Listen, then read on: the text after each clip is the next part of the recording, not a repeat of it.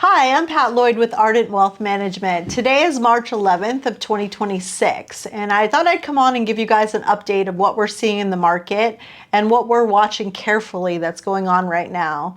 And so some of the stuff that we look at when we're picking investments, or even what's going on in the macro fundamentals of what we look at to decide what's happening in the markets. One of them is the yield curve. And for a while there, our yield curve was inverted. And what that means is that the 2-year treasury was paying more than the 10-year treasury in interest. However, that yield curve is no longer inverted. As of right now, the 10-year treasury is paying about 4.1%, and the 2-year is at about 3.57.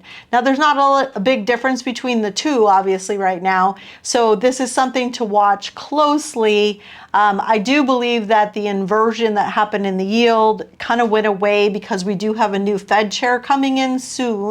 And, people are looking at that saying the new Fed chair is likely to drop interest rates, whereas our old Fed chair wasn't doing that, which I believe is what took away the inversion in that market. But an inverted market is actually negative for the stock market, believe it or not. So I know they don't seem like they'd be intertwined, but they definitely are. So that's something to keep a close eye on to see whether this new Fed chair actually drops the rates or not.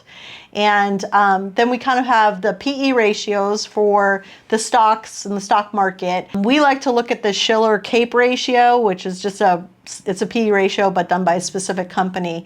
The average, what you want to see in a kind of normal market, is about a 17. Currently, as of March 2026, we're sitting at about 38. For comparison's sake, the 2000 bubble that we had, we're about 44. So the PE ratios or the CAPE ratio are definitely showing some high risk, and that the market is very overvalued compared to where it should be. So that's definitely a risk for the stock market. The volatility index, or the VIX as everybody likes to refer to it, measures investor fear. It's kind of been, back and forth and all over the place. Complacency in the market's about a 10 to 15. If the market's hitting some stress, you're in about a 20 to 30. And if we're in crisis, we're in a 40 plus. So we haven't hit crisis mode on the VIX yet, but that's usually an indicator that will strike right before a market correction is going to happen. You don't get a lot of leeway on that particular indicator. So I'm not surprised it's not showing, crisis at this point in time. Market breadth is one that definitely has some risk to it right now. When you look at what is leading the markets, the different indexes, the S&P, the NASDAQ, and the like, there's an increasing concentration right now going on in large tech stocks, and they seem to be what's leading a lot of what's happening in the markets. That's kind of a moderate risk right now for the markets. You generally want to see stocks across the board all going up in tandem, but that's not really what we're seeing right now. So that's showing some risk in the market as well. And then, you have investor sentiment. And, right now, investor sentiment's doing pretty good. Everybody thinks everything's still going to go up. But when you had a long run up like we've had, and even though we've been in a kind of sideways market since October of 2025, investor sentiment kind of stays up until you start to see some negative things happening. So I'm not surprised that indicator really hasn't triggered at this point either. So right now, like I said, you got valuations are high, you've got moderate risk in the yield curve cycle, you have it in interest rates and market breadth, and then the only one that's really in low risk is sentiment. So we've had several things on the fundamental side trigger.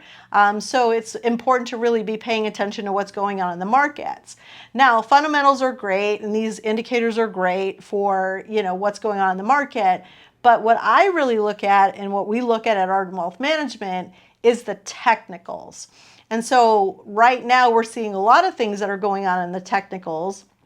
And for us, we look at technicals to determine when we want to be in something and when we want to be out of it. And so, it's kind of that buy low, sell high strategy that everybody talks about, but yet no one does. Well, we use technicals to kind of help us figure that stuff out. So I'm going to show you a few charts right now. We'll go through a few things that we're seeing in the markets on the charts, and then we'll kind of come back around and talk about some more stuff after we're done looking at some charts. So the first chart we're going to look at is the high yield bond market. And why is this important? Because, you know, some of the stuff we were talking about as far as interest rates and yield curve cycles and things like that, really look at what's the difference in interest rates between corporate bonds and treasuries and the like. And so from a technical standpoint right now, what we're seeing, this is a high yield bond ETF that we're looking at called HY, well, the symbol's HYG. And you can see right now, a lot of the things that we look at in these charts is we have a 50-day moving average, which is actually, no, sorry, a 20-day moving average is in green. And then we have a 50-day moving average in blue. And then down here, we have a 200-day moving average, which is in red. And right now what we're seeing in the high yield bond market is that you can see we kind of are coming down below the 50 and the 20-day moving average. We haven't come down to really kind of test this 200 yet in the bond markets, but we're starting to see some negative stuff coming about on the charts. Right now on this particular one, the 20-day moving average is at 80.21 and the 50 is at 80.26, which means the 20-day moving average has moved below the 50-day moving average. That's a negative sign for this bond market. However, you could stay in a sideways market on this for a while, kind of bumping between that 50 and 20, staying close together, and then that testing that 200-day.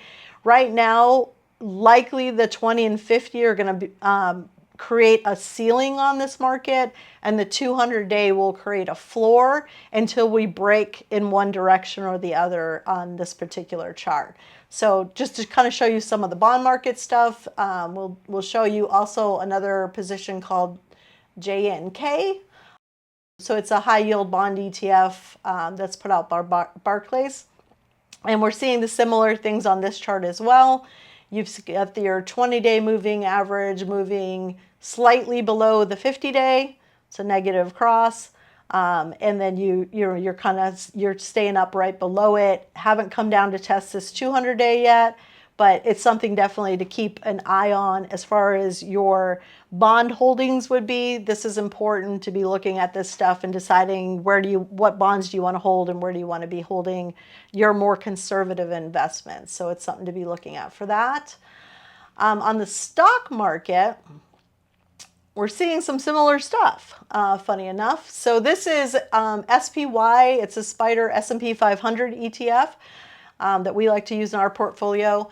You can see on this that the 20-day moving average has dropped below the 50-day more substantially than what you're seeing in the bond market.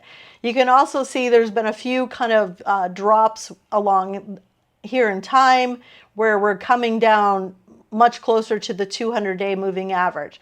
Typically what you see in these markets is that if you go back to like October of last year, you can kind of see from October to now, we've been in this sideways market, meaning that we're going up and down, up and down, up and down in the same range. So, but prior to that, you can see, you know, from the last drop we had kind of in April of 2025, we've had a major run up in the market. And that's what's driving some of those PE ratios up and the other things that we were talking about previously about fundamentals.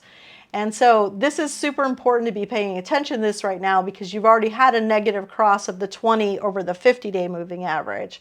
What happens is if the 50-day moving average moves below the 200-day moving average, so that would be the blue 50-day that you're seeing here.